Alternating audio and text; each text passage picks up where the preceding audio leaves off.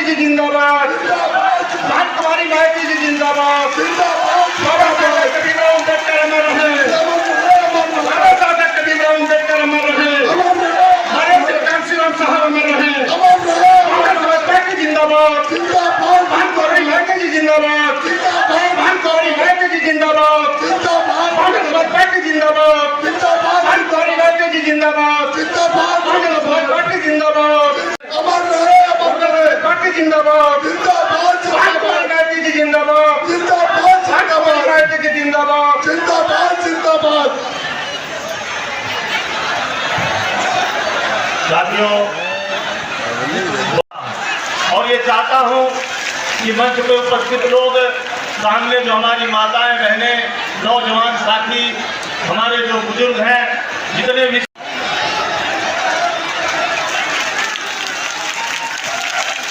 तुलसीपुर विधानसभा से पूर्व में चुनाव लड़े भाई विधानसभा का भाई भूमि प्रताप सिंह जी से चाहूंगा कि वो मान्य बहन जी को मुकुट भेंट करने का काम करें। मान्य बहन कुमारी मायावती जी जिंदाबाद, मान्य बहन कुमारी मायावती जी जिंदाबाद, हाथी भेंट करने का काम करें। मान्य बहन जी आप संघर्ष करो, मान्य बहन जी आप संघर्ष करो। मैं मान्य बहन जी से एक चुनावी जनसभा में इकट्ठा हुए पार्टी के सभी छोटे बड़े पदाधिकारी एवं कार्यकर्ता के उम्मीदवारों के समर्थन में मुझे सुनने के लिए यहाँ इकट्ठा हुए हैं, तो इसके लिए मैं आप सभी लोगों का हार्दिक दिल से आभार प्रकट करती हूँ। जैसे आप लोगों को ये मालूम है कि हमारी पार्टी कांग्रेस, बीजेपी व अन्य किसी भी विरोधी पार्टी तथा गठबंधन आदि के साथ मिलकर नहीं, बल्कि अकेले ही अपनी पार्टी के बलबूते पर पूरी तैयारी व दमदारी के साथ ये चुनाव लड़ रही है। इसके साथ ही हमने टिकट बंटवारे के मामले में भी सर्व समाज के लोगों को उचित भागीदारी दी, जिनको कामयाब बनाने के लिए अपनी पार्टी के लोग पूरे जी जान से लगे हैं। हालांकि आज यहाँ आपकी इकट्ठा हुई अपार भीड़, खराब मौसम होने के बावजूद भी आज यहाँ आपकी इकट्ठा हुई अपार भीड़ भीड़ के जबरदस्त जो उसको भी देखकर अब मुझे भी एक काफ़ी हद तक भरोसा हो गया है कि पिछली बार की तरह इस बार भी आप लोग अपने प्रदेश से या लोकसभा चुनाव में अपनी पार्टी का बेहतर रिजल्ट जरूर लाएंगे। आप लोगों का ध्यान कुछ जरूरी बातों की तरफ दिलाना चाहती हूँ, और इस संबंध में विशेषकर मैं कांग्रेस, बीजेपी व इनके अन्य सभी सहयोगी दलों के बारे में ये कहना चाहूँगी कि आज़ादी के बाद शुरू में केंद्र व देश के काफ़ी राज्यों में भी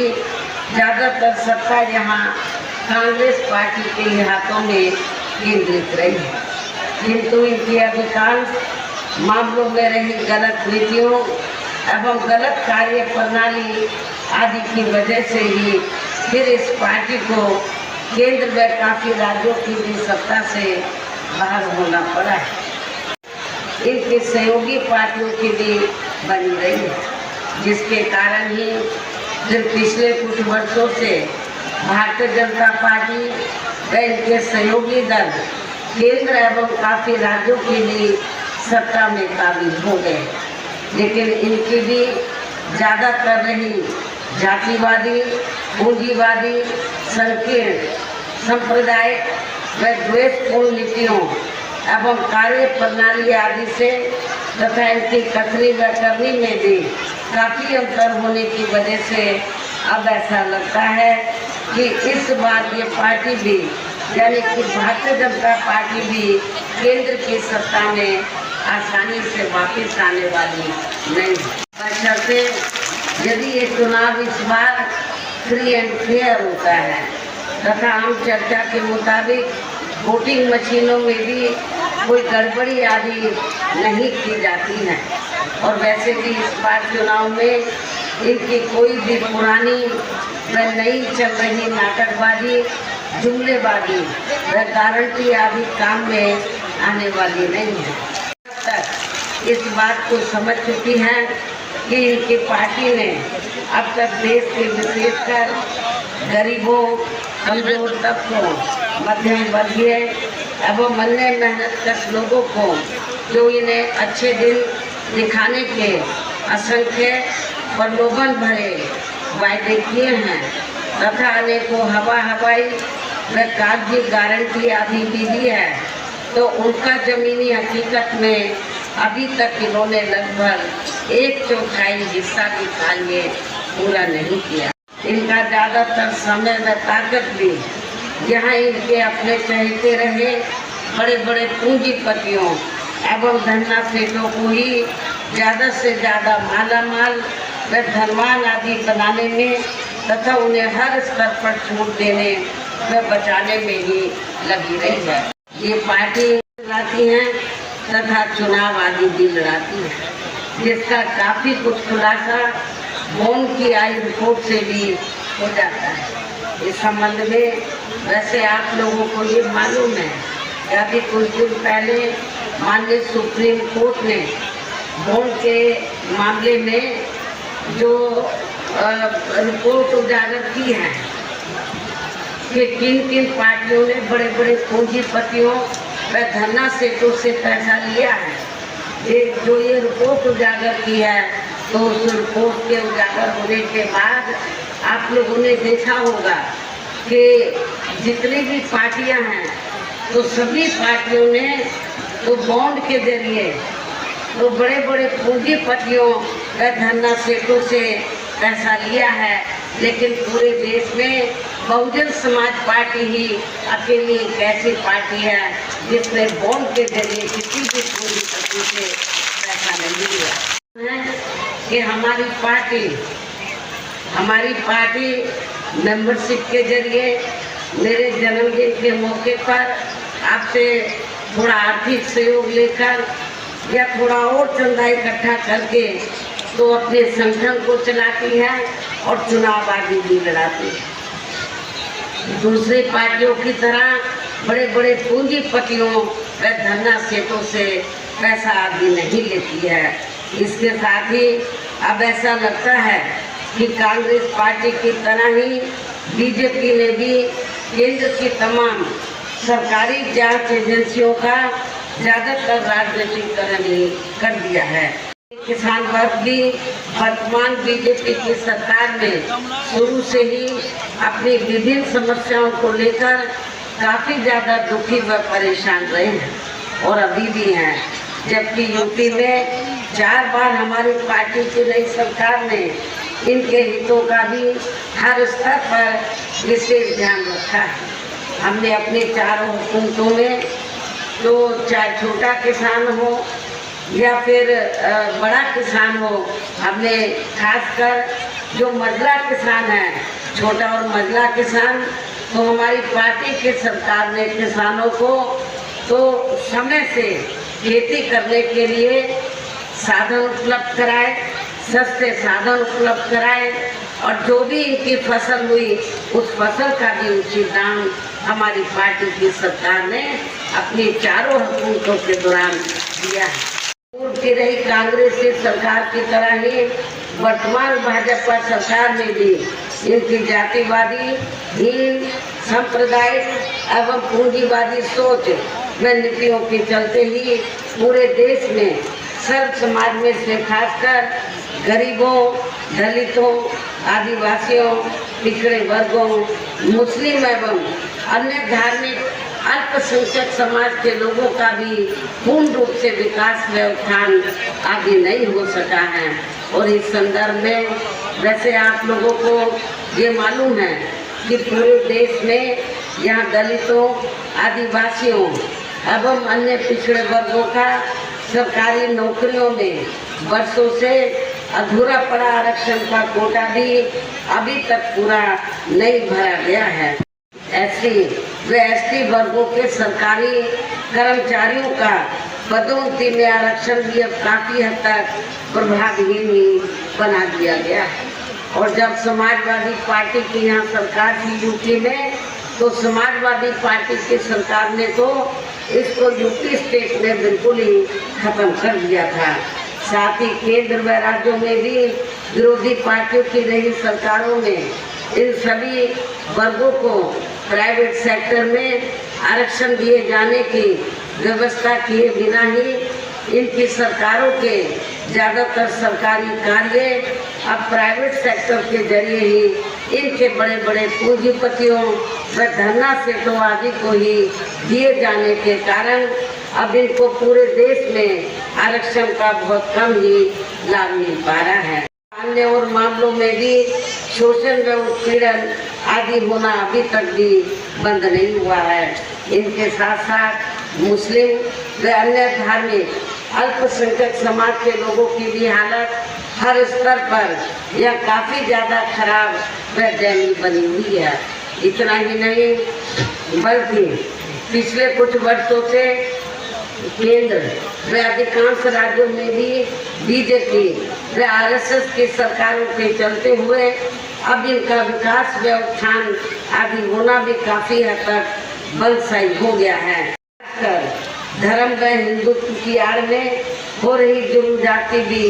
यह काफ़ी ज़्यादा चरम सीमा पर पहुंच चुकी है। इनके साथ साथ अपर कास्ट समाज में से विशेषकर गरीब लोगों की भी हालत हमें कोई खास अच्छी नज़र नहीं आती है। आप लोगों को मालूम है कि गरीब लोगों के साथ साथ तो अपर कास्ट समाज में से जो ब्राह्मण समाज है, तो उनकी हालत सपा सरकार में भी काफ़ी ज़्यादा खराब थी और वर्तमान बीजेपी की सरकार में भी काफ़ी ज़्यादा खराब है। के कारण किसान वर्ग भी आए दिन आंदोलित ही रहता है। साथ ही इनकी गलत आर्थिक नीतियों की वजह से देश की अर्थव्यवस्था पर भी इसका काफ़ी बुरा प्रभाव पड़ रहा है, जिससे यहाँ विशेषकर छोटे एवं मध्यम वर्गीय व्यापारी वर्ग भी काफ़ी ज़्यादा दुखी व परेशान हैं। और अब केंद्र में पूर्व की रही सरकारों की तरह ही वर्तमान भाजपा सरकार में भी या पूरे देश में गरीबी, बेरोजगारी एवं महंगाई आदि भी लगातार काफ़ी ज़्यादा बढ़ रही है। देश में हर स्तर पर फैला भ्रष्टाचार भी अभी तक खत्म नहीं हुआ है। ऐसे में अब आप लोगों को देश में हो रहे लोकसभा चुनाव में कांग्रेस, बीजेपी व इनकी सहयोगी पार्टियों को भी केंद्र की सत्ता में आने से जरूर रोकना है। व गलत कार्य प्रणाली आदि को आप लोग काफ़ी आजमा भी चुके हैं। ऐसी स्थिति में अब ये विरोधी पार्टियां इस चुनाव में भी किस्म किस्म के साम, दाम, दंड भेद आदि अनेकों हथकंडे इस्तेमाल करके केंद्र की सत्ता में आने की पूरी कोशिश में लगी है। हर स्तर पर काफ़ी ज़्यादा सावधान रहना है और इस मामले में विरोधी पार्टियां अपने अपने पक्ष में हवा बनाने के लिए खासकर मीडिया, ओपिनियन पोल व सर्वे आदि का जो बड़े पैमाने पर इस्तेमाल कर रही हैं, तो उनसे भी अपनी पार्टी के लोगों को बिल्कुल भी गुमराह नहीं होना है। कोई भी चुनावी घोषणा पत्र आदि जारी नहीं करती है। वैसे भी हमारी पार्टी किसी भी मामले में कहने में बहुत कम बल्कि कार्य करके दिखाने में ही ज़्यादा विश्वास रखती है। और इस बात का सबसे बड़ा सबूत ये है कि उत्तर प्रदेश में 4 बार हमारी पार्टी के नेतृत्व में रही सरकार ने चुनाव में अपनी पार्टी के बिना कोई जारी किए गए चुनावी घोषणा पत्र के ही प्रदेश में आम जनहित में काफ़ी ऐतिहासिक कार्य करके दिखाए हैं। जबकि इस मामले में हमारी पार्टी का ये कहना है कि यदि इन पार्टियों के स्थान पर कार्य आदि नहीं करेगी बल्कि उत्तर प्रदेश की तरह ही ज़मीनी हकीकत में ठोस कार्य करके दिखाएगी। और इस संदर्भ में खासकर मैं ये कहना चाहूँगी, केंद्र द्वारा देश में पिछले कुछ समय से अति गरीब परिवारों को अस्थायी तौर पर फ्री में जो थोड़ी सी खाद्य सामग्री, राशन आदि दिया जा रहा है, तो उससे इनका स्थायी तौर पर भला होने वाला नहीं है। आप लोगों को मालूम है कि पिछले कुछ वर्षों से तो जब भी चुनाव आता है असेंबली का और पार्लियामेंट का, तो केंद्र की सरकार जो गरीब लोग हैं तो इनको फ्री में राशन देने की बात करती है, थोड़ा घना राशन दे देती है। लेकिन इसके बदले में जब इलेक्शन होता है तो भारतीय जनता पार्टी और आरएसएस के लोग करते क्या हैं, गांव-गांव में जाते हैं और गांव-गांव में जाकर जो हमारे गरीब लोग हैं, सर्व समाज में से जो गरीब लोग हैं, उनको ये कहते हैं कि देखो बीजेपी ने, श्री नरेंद्र मोदी जी ने आपको फ्री में राशन दिया है, आपने बीजेपी व श्री नरेंद्र मोदी का नमक खाया है, इसको आपको बीजेपी को वोट देकर जरूर अदा करना चाहिए। लेकिन मैं आप लोगों को ये बताना चाहती हूँ, इसमें रत्ती भर भी सच्चाई नहीं है, क्योंकि आप लोगों को जो फ्री में राशन दिया जा रहा है ये बीजेपी की मेहरबानी नहीं है, श्री नरेंद्र मोदी जी की मेहरबानी नहीं है। ये अपने जेब से आप लोगों को फ्री में राशन नहीं दे रहे हैं, बल्कि जो टैक्स से आपका पैसा जमा होता है, जनता का पैसा जमा होता है, उस टैक्स के पैसे से ही आप लोगों को फ्री में राशन दिया जाता है। उनका नमक नहीं खा रहे हैं, अपने टैक्स का नमक खा रहे हैं, इसलिए आप लोगों को इनके बहकावे में कतई भी नहीं जाना है। और वैसे भी इनकी ये जटिल समस्या, गरीब लोगों की ये जटिल समस्या देश में हर हाथ को काम देने से ही केवल दूर हो सकती है, जिसकी तरफ हमारी पार्टी की बनी सरकार विशेष ध्यान देगी। साथ ही देश में पिछले कुछ वर्षों से आए दिन बढ़ रही गरीबी, बेरोजगारी व महंगाई आदि से भी जनता बहुत ज़्यादा दुखी व परेशान है। आर्थिक नीतियों में तब्दीली करके जरूर दूर किया जाएगा। धर्म की आड़ में, हिंदुत्व की आड़ में पिछले कुछ वर्षों से खासकर मुस्लिम समाज के लोगों का द्वेष की भावना से जो इनका काफ़ी ज़्यादा शोषण व उत्पीड़न आदि किया जा रहा है, तो उसे भी जरूर रोका जाएगा। जब 4 बार मेरी हुकूमत बनी तो हमने अपनी हुकूमत के दौरान कोई भी हिंदू मुस्लिम दंगा के साथ नहीं होने दिया है। इसके अलावा हमने यूपी में सर्व समाज में से गरीब एवं बेरोजगार लोगों को बेरोजगारी भत्ता आदि न देकर उन्हें बड़ी तादाद में रोटी रोजी के साधन भी उपलब्ध कराए हैं, जिनकी फिर केंद्र में सरकार बनने पर हमारी पार्टी की केंद्र में सरकार बनने पर फिर प्राथमिकता दी जाएगी। कहने का तात्पर्य ये है, देश में इस समय हो रहे लोकसभा चुनाव में विरोधी पार्टियों के जारी किए गए इनके हवाई व प्रलोभन भरे चुनावी घोषणा पत्रों आदि के बहकावे में अब यह खासकर देश के अति गरीबों, मजदूरों, बेरोजगारों एवं अन्य मेहनतकश लोगों को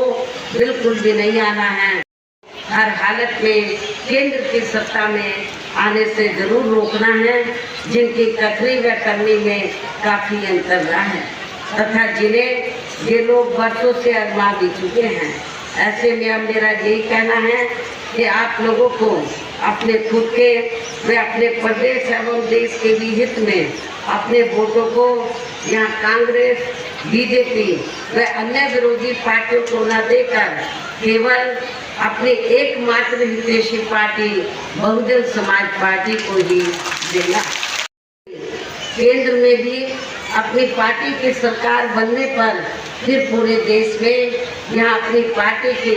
सर्वजन हिताय व सर्वजन सुखाय की नीतियों पर आधारित की सरकार चलाएगी। इसके साथ साथ केंद्र से जुड़ी आपके क्षेत्र की जो भी यहाँ स्थानीय समस्याएं होंगी तो उन्हें भी फिर दूर करने का हर संभव पूरा प्रयास किया जाएगा। छोटे व्यापारियों एवं अन्य मेहनतकश लोगों के हितों का भी विशेष ध्यान रखा जाएगा। सर्व समाज में से खासकर गरीबों, दलितों, आदिवासियों, पिछड़े वर्गों, मुस्लिम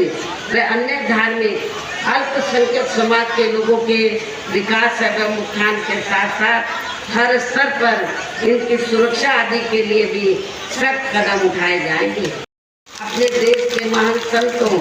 गुरुओं व महापुरुषों में भी विशेषकर महात्मा ज्योतिराव फूले,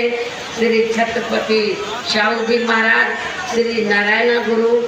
बाबा साहब डॉक्टर भीमराव अम्बेडकर एवं मान्यवर श्री कांशीराम जी का अधूरा रहा सपना जरूर साकार हो सके। जो आपके सामने मंच पर मौजूद भी हैं तो उन्हें आप लोगों को जरूर कामयाब बनाना है। छोटे बड़े पदाधिकारी एवं कार्यकर्ता गण आदि पूरे जी जान से लगे हैं। और अब अंत में मेरा यही कहना है कि आप लोगों को वोट पड़ने वाले दिन यहाँ बीएसपी के अपने सभी लोकसभा उम्मीदवारों को, आपके क्षेत्र के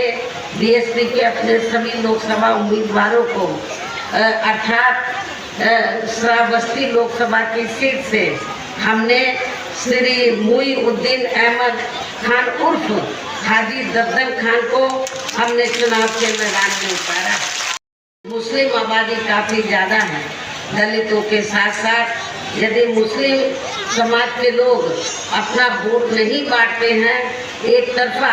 बीएसपी के कैंडिडेट को दे देते हैं, तो दलित और पिछड़ों के साथ तो मैं आपको दावे के साथ कह सकती हूँ कि इनको कोई चुनाव जीतने से रोक नहीं सकता है। हारिस खान को चुनाव के मैदान में उतारा है। मेरी आप लोगों से पुरजोर अपील है, आप लोगों से यही कहना है कि आप लोगों को वोट पड़ने वाले दिन यहाँ अपनी पार्टी के सभी लोकसभा उम्मीदवारों को बाई इलेक्शन में जो विधानसभा का चुनाव लड़े उनको भी अपनी पार्टी के हाथी चुनाव चिन्ह के सामने वाले बटन को दबाकर इन सभी प्रत्याशियों को जरूर कामयाब बनाना है। मुश्किल